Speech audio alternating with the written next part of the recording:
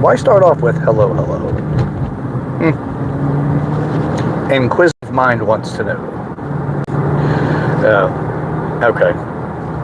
Chat ever Broshears, or start chat ever Broshears.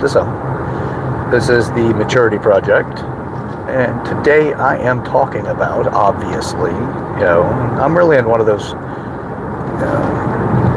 quirky kind of moods for myself today.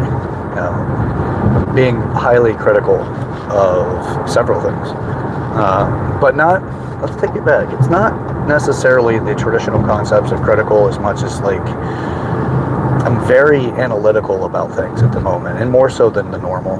I had a great breakthrough yesterday. Interestingly enough, I twisted the hell out of my ankle yesterday. It's one of the worst sprains I think I've ever had in my life.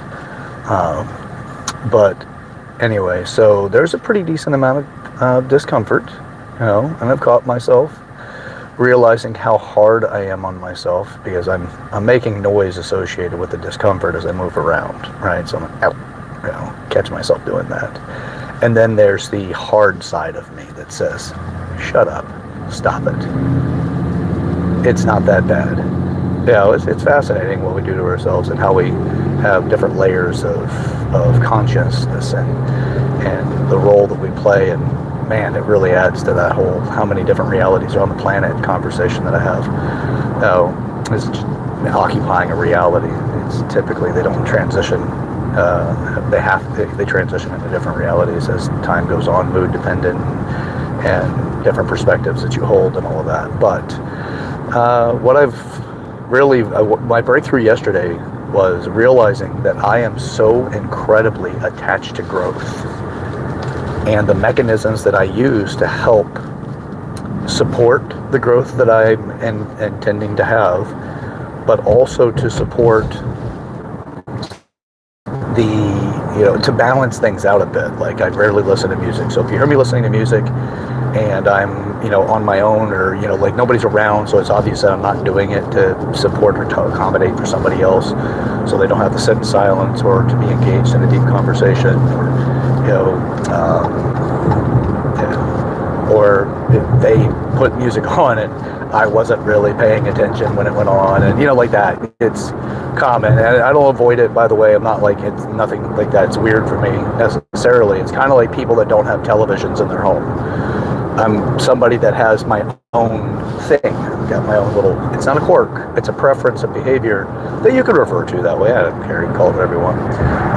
But that's kind of the level that I'm on when it comes to the intentions and desires for growth, is that I really don't have that much time to sit in front of a television anyway, because I'm always doing something.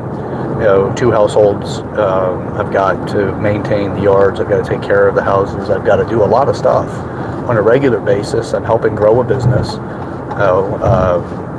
and that takes a lot of time and effort and focus, relationships and all of that fun stuff. So there's all these things you have to balance out. So if I'm listening to music, I'm probably in a stage of needing to balance so much, just enough to, typically I use music for mood shift or to support a different, to accommodate for a different mood.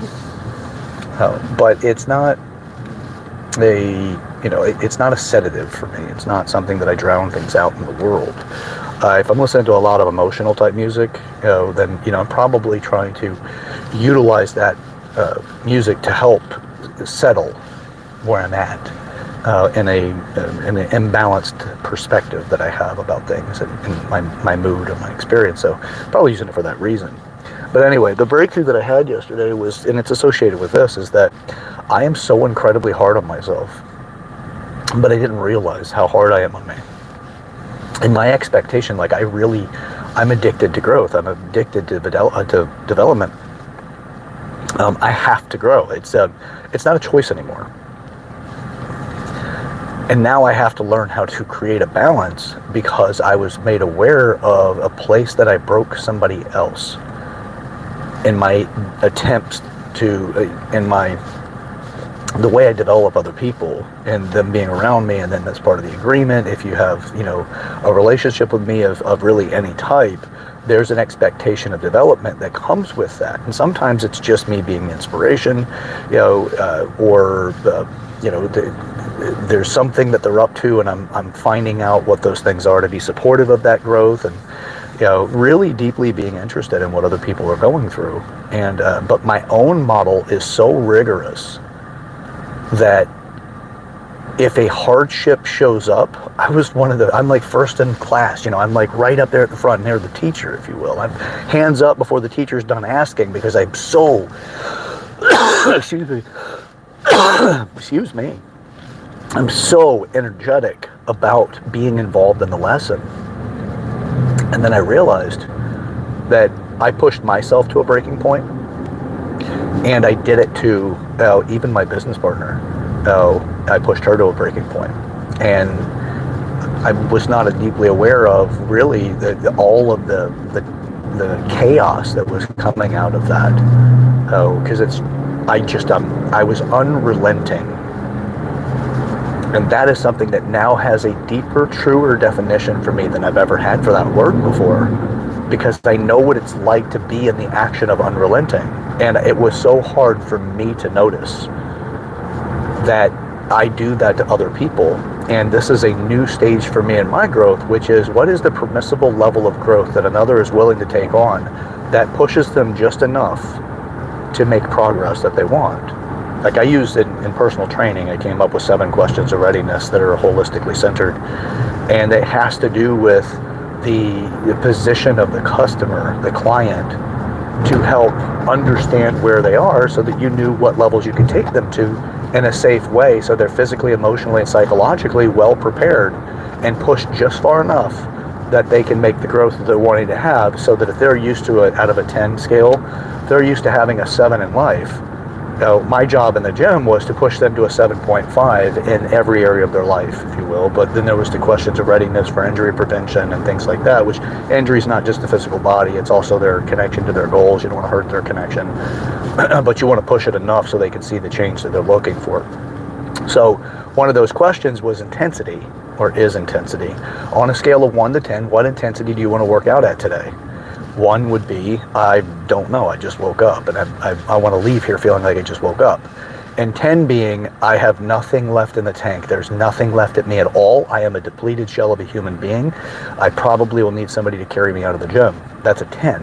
So I gave them the parameters to work off of. Well, excuse me.